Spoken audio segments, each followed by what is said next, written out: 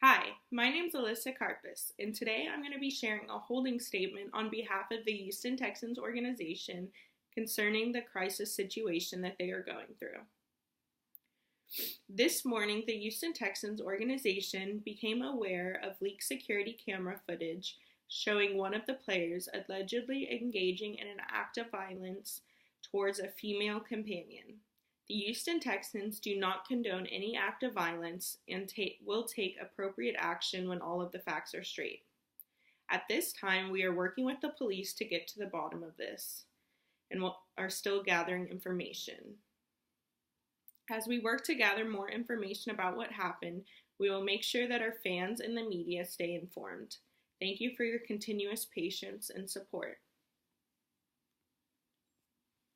As the crisis communications specialist for the Houston Texans, one of my responsibilities is conducting mock media interviews with top management. And today I'm going to be teaching them about bridging. As the president and CEO of an NFL team, you are most likely going to be asked a question every now and again that you do not want to answer.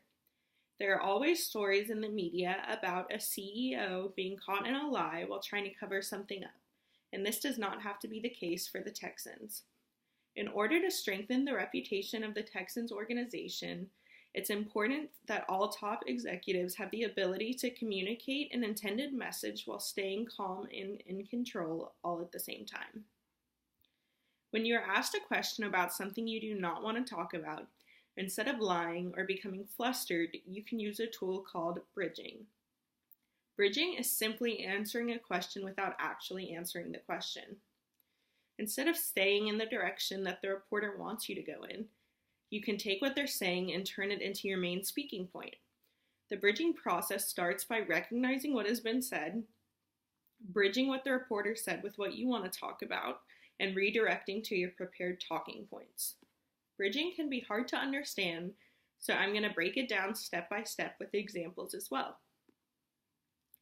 The first step of bridging includes acknowledging the question that's being asked.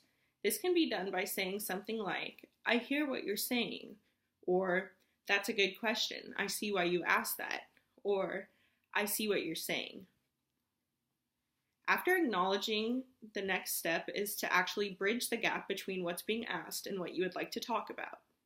This can be done by saying something to the extent of, "Here's the real problem," or "What matters in this situation is," or "And that reminds me."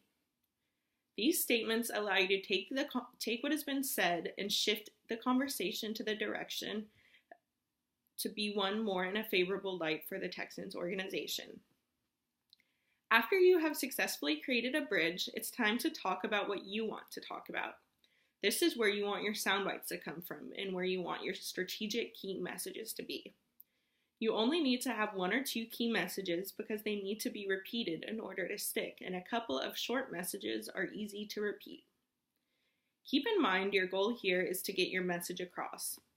An example of a possible soundbite could be, the Houston Texans hold their players, trainers, coaches, and front office executives to very high standards, and we work hard to ensure that our values are represented throughout the whole organization.